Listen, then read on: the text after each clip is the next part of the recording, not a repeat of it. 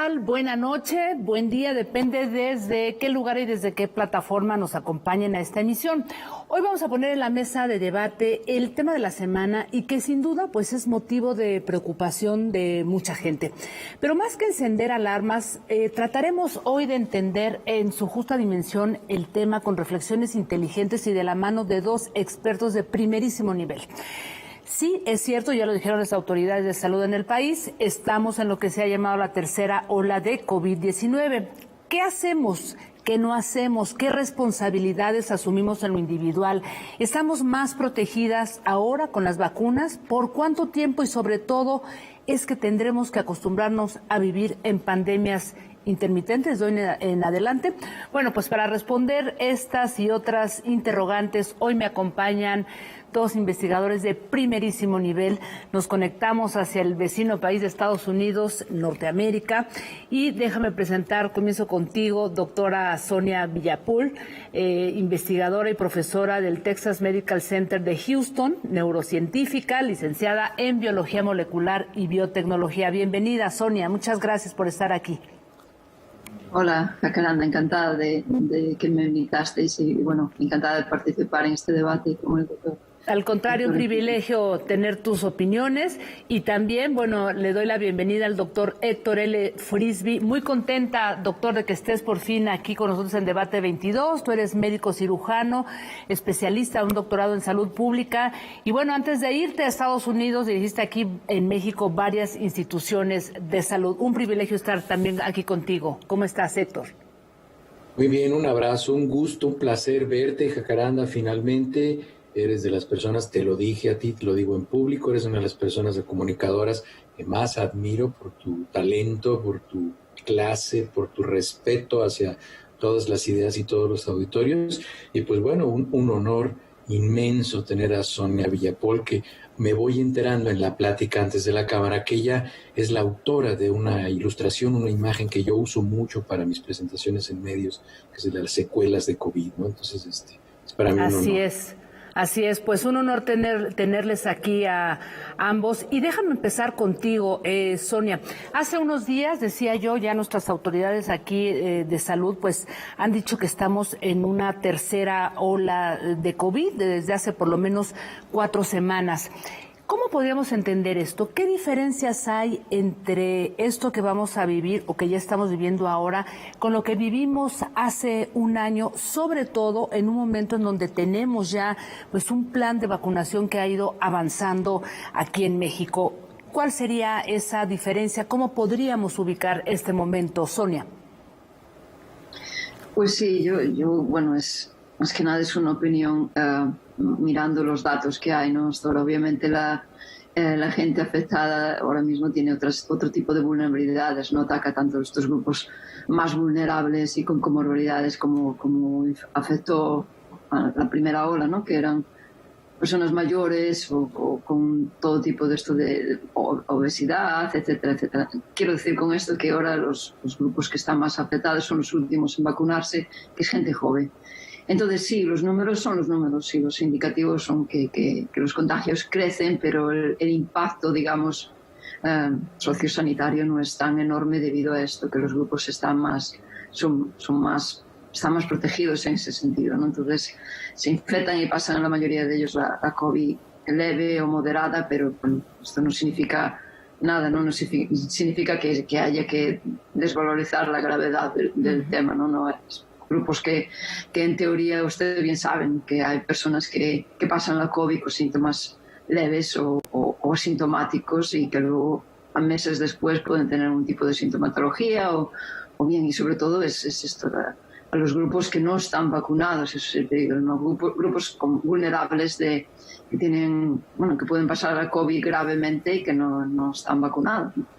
Y eso es lo más preocupante. Aquí creo entender los últimos datos. En Estados Unidos, por ejemplo, los datos que están llegando, que hay picos y bastante desproporcionados de aumentos de contagios en las últimas 2 semanas. Por ejemplo, el estado de Arkansas, que barajaba que alrededor del 98% de la gente que tiene que ir al hospital hospitalizada no estaban vacunadas.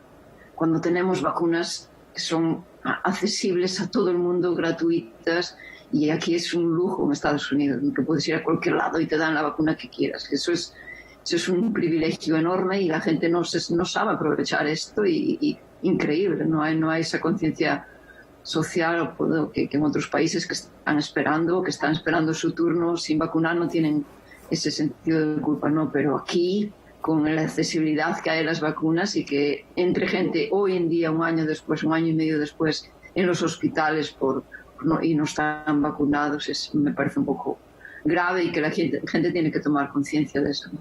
Ya, justamente a partir de lo que tú dices, hay países como el nuestro, aquí en México, en donde se están esperando desde el inicio, pues, ansiosamente las vacunas. Y sobre eso quisiera preguntarte, doctor Frisby, entramos a esta tercera ola, sobre todo con ese fantasma, con mucha mala información, a veces información falsa, de que tenemos en México vacunas de primera, vacunas de segunda y más todo lo que se ha generado alrededor de las vacunas CanSino y Sputnik, que no fueron validadas como de emergencia, ¿no? O sea, una validación de emergencia por la OMS. ¿Qué nos dices a este respecto, doctor Frisby? Mira, desafortunadamente, y como lo puse en un tuit, desafortunadamente ha sido muy necesaria nuestra presencia en los medios para poder aclarar toda esta información falsa que eufemísticamente le llaman infodemia, que no es otra cosa más que mentiras o torpezas verbales de algunas personas que se comunican. Porque no se asesoran, e incluso esto lo hacen medios formales, como medios escritos, medios audiovisuales, formales y no tradicionales en las redes sociales. Desafortunadamente nuestra presencia, como la presencia de la doctora Sonia o la mía, han sido necesarias en los medios para tratar de contrarrestar. Ella mencionaba la lamentable cantidad de personas que no se han vacunado en Estados Unidos. Yo le revisé los números, 36% de las personas en Estados Unidos no saben si vacunarse o no. Eso equivale a la población total de la República Mexicana. Son más de 100 millones de personas que no saben si se van a vacunar. Entonces, eso es lamentable porque tenemos vacunas. A mí me pasa aquí, yo aquí tengo Moderna y Johnson & Johnson. Y abro un frasco de vacunas de Moderna que trae para 20 personas, solo vacuno a 2 y desperdicio 18 vacunas. Eso es terrible. O sea, pensar que hay 18 seres humanos que pudieron haberse beneficiado y no lo están haciendo por la comunicación falsa, eso es terrible. Y todas las vacunas, la gente necesita entender lo siguiente. Todas las vacunas que están ahorita en el mundo son vacunas que están en la fase 3 de los ensayos clínicos, y eso significa que pasaron la fase 1 y la fase 2, en donde se hacen experimentos en los cuales se garantiza con un grado muy alto de certeza dos cosas: la calidad de la vacuna y la seguridad de la vacuna. En la fase clínica 3 lo que vamos a hacer es ver si sirve como dice el fabricante, que es la eficacia de la vacuna. Déjame pedirle a la producción que ponga una lámina que nos compartiste amablemente, porque creo que ahí se especifica muy bien esto que estás diciendo sobre la eficacia de las vacunas. Ahora mismo lo comparte la producción, pero continúa, perdón, te interrumpí. La eficacia de las vacunas, ¿qué es eso? Es lo que nos dice el laboratorio que produjo esa vacuna, de qué manera esa vacuna invita, convoca, empuja al sistema inmunológico de un individuo a que produzca los anticuerpos neutralizantes y los linfocitos T activados para que se defiendan contra determinada enfermedad. Eso nos da las siguientes dos cifras: columna 1, eficacia; columna 2, enfermedad grave. ¿Qué tanto me protege para que ese individuo que yo convoqué su sistema inmunológico no tenga una enfermedad grave? Tercera columna: ¿cuánto me protege esta eficacia para que ese individuo no tenga que hospitalizarse? Hospitalización significa terapia intensiva. Y obviamente, si la protección de prácticamente todas las vacunas es del 100% para hospitalización, es del 100% para la muerte. Entonces es muy importante que lo digan las personas.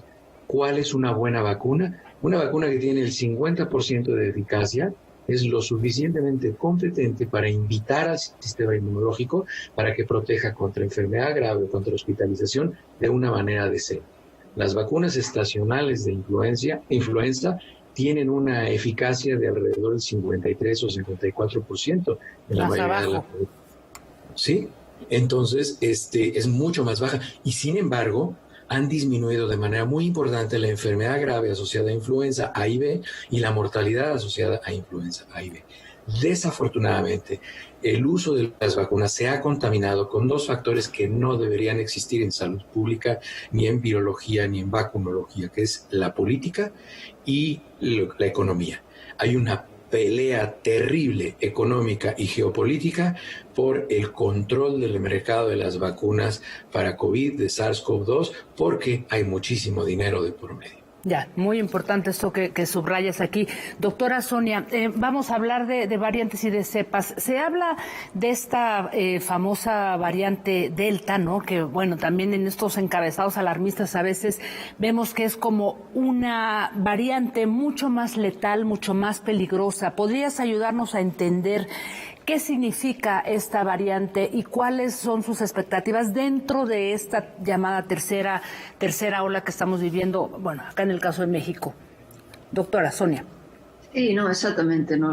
El virus tiene un peligro enorme que es la transmisión, y a medida que se transmite causa distintas mutaciones o cambios de conformación que pueden afectar a desviar el sistema inmunológico, ¿no? Pueden hacer que las vacunas pierdan un poco de efectividad y sean y como los tratamientos, ¿no? Por ejemplo, con anticuerpos monoclonales, etc. Entonces, esto es lo que se llama escape inmunológico. Con Delta lo he estado siguiendo porque, bueno, era una de las variantes más agresivas en transmisión, ¿no? Estos aparecieron los casos desde que aparecieron en Israel. Esto fue tremendo, una curva. Israel, que tenía la mayor parte de su población, está vacunada con las vacunas de ARN, entonces los contagios sorprendían, ¿no? Entonces esto incluso puede dar síntomas y contagiarse gente que ya estuvo vacunada con las 2 dosis, y es un poco preocupante si tienen vulnerabilidades. Entonces es el caso que proponieron ahora de administrar una tercera dosis, esto lo van a hacer ahora en Israel, ¿no? Entonces no sé si esto será una corriente que seguiremos aquí o no. Probablemente sí, pero hasta el momento no hay ningún tipo de dato convincente, ni ningún tipo de estudio que diga que sí, que hace falta esta tercera dosis, ¿no? Llegarán, supongo, porque eso es eso. La Delta tiene esta facilidad, primero transmisión, y luego la gravedad de la enfermedad puede que desarrolles un mayor carga viral. Sé de investigadores ahora mismo que están realizando estos estudios preliminares, que los van a publicar en breve, y sé que puede ser posible, ¿no? Que aumente un poco la gravedad. Conclusiones, ¿qué significa todo esto? Qué bien que personas vacunadas, yo manejo información más que nada de las vacunas de ARN, que son las que más se administraron aquí, la de AstraZeneca también, que es la número 1 administrada en todo el mundo, en Europa sobre todo, y sí, la efectividad con Delta baja de las vacunas, ¿no? Pero a nivel de síntomas, es decir, si con el virus estándar original, con el SARS-CoV-2, aunque te infectaras o no te infectabas, pues puede que con la Delta sí que te infectes y que tengas algunos síntomas. Pero lo que nos da tranquilidad es que, como comentaba perfectamente el doctor Vicente cuando hablaba de la hospitalización y la muerte, ¿no? Entonces eso es lo que realmente preocupante. No queremos llenar los hospitales y no queremos. Las vacunas funcionan si te bloquean esta fase, ¿no? Si no requieres hospitalización. Y afortunadamente las que hay más o menos están conteniendo esto, ¿no?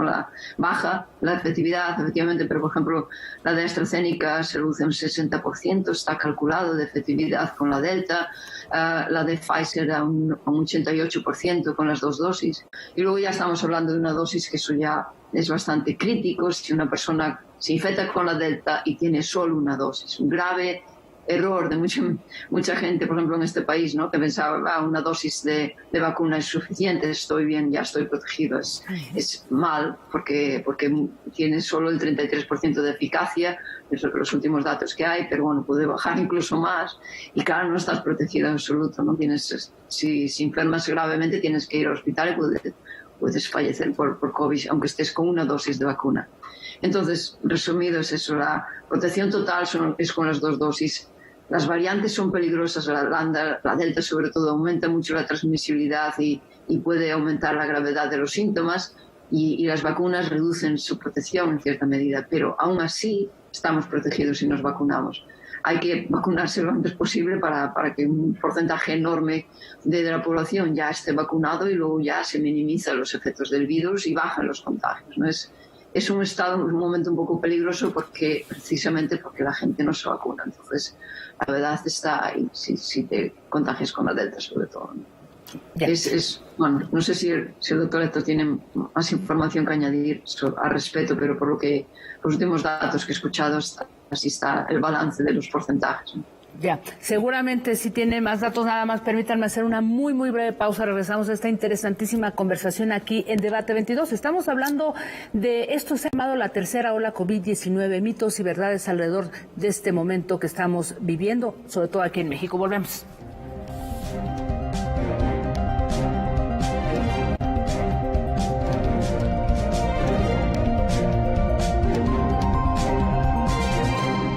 Gracias por continuar aquí con nosotros en Debate 22. Doctor Héctor Frisby, a propósito de lo que estamos conversando con la doctora Sonia, el tema de cepas y de variantes, algo que he conversado con varios especialistas y bueno, pues esto se sabe en el mundo de la medicina, no hay vacuna que genere una inmunidad de por vida.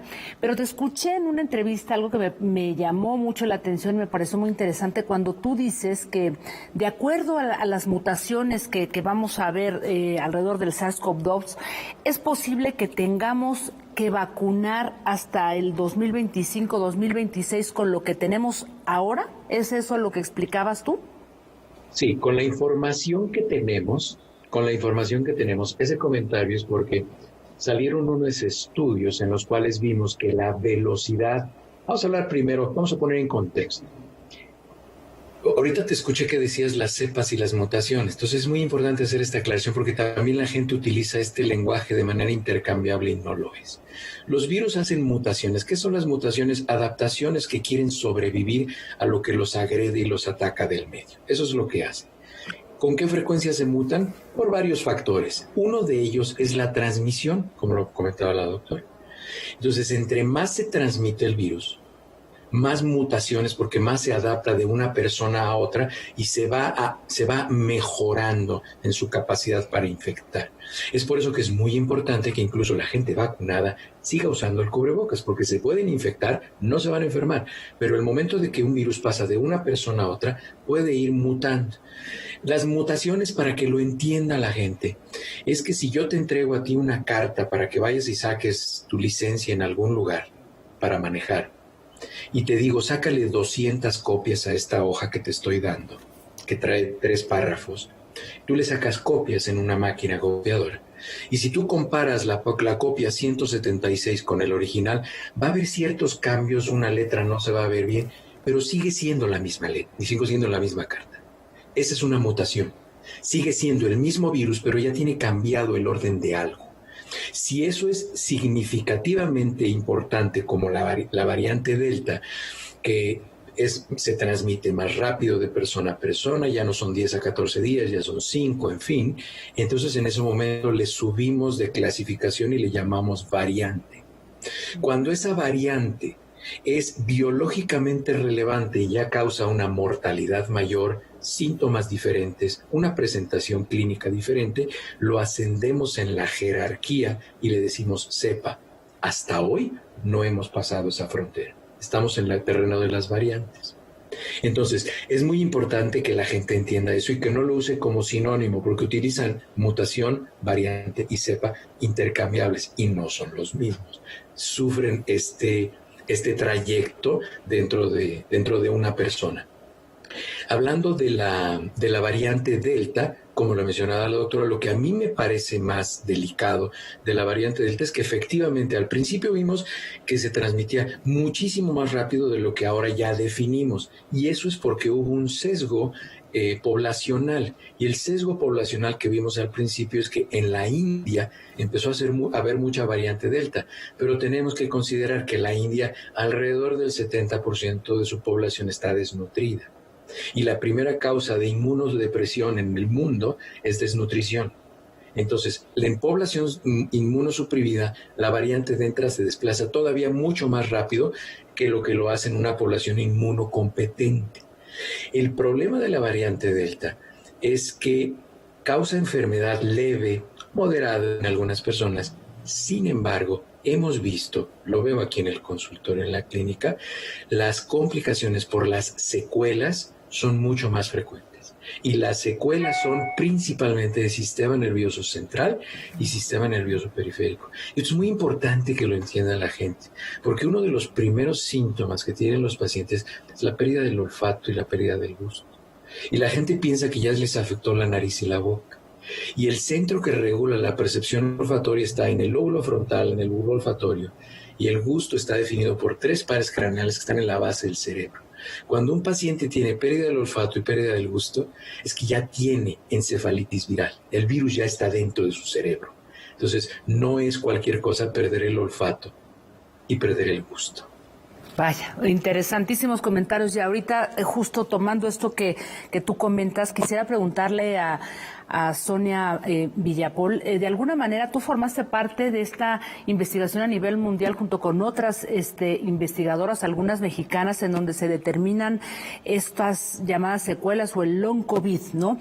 Yo quisiera preguntarte, a propósito de lo que comenta el doctor Frisby, de este daño neurológico que causa el SARS-CoV-2 y ahora, bueno, con esta variante Delta 2, ¿es posible que cualquier vacuna pueda minimizar el impacto en el sistema neurológico una vez que el virus entró al organismo y esta persona esté vacunada, tomando en cuenta ahora el factor de la variante Delta? Es muy interesante cuestión, no solo para protegernos las vacunas sino hay varias hipótesis que consisten en eso, en fomentar que la vacuna, las personas que pasaron la COVID, que están sufriendo long COVID o COVID persistente, que con las vacunas mejoran, ¿no? Hay bastantes hipótesis que favorezcan esto, es decir, la lucha contra la autoinmunidad o este tipo de reducción las vacunas generan anticuerpos que puedes en cierta medida reducir la inflamación sistémica y la inflamación que posiblemente cause estos efectos a largo plazo, y también tienes la inflamación en el cerebro, ¿no? Estas consecuencias de todos los daños neurológicos que a mí personalmente eran los que más me impactaron, ¿no? Al principio de la pandemia es lo que pensamos, imaginamos que pasaría, ¿no? Igual que otras enfermedades virales, desde luego, como pasó con el SARS o con el MERS, afectaría al sistema nervioso y bueno, en cierta medida, dependiendo cómo se expandiera, podría darse casos de problemas más graves neurológicos, ¿no? Y luego esto teniendo en cuenta, esto hablando de la COVID en la fase aguda, luego teniendo la fase posaguda, la COVID persistente, que puede darse daños neurológicos hasta un año después. Entonces, vacunas para prevenir esto, creo que se está estudiando hasta ahora, ¿no? Hay un grupo en Yale que está llevando un ensayo clínico con pacientes de long COVID y cómo se comportan y qué tipo de sistemas cambian después de la vacunación. Los datos que hay por ahora, desde que el 70, el 80% que mejoran después de la vacunación. En cuanto a la mayoría de los síntomas post-COVID son neurológicos, ¿no? Mareos, fatiga, pérdida del sueño y bueno, todos estos tipos de síntomas que están más relacionados, ¿no?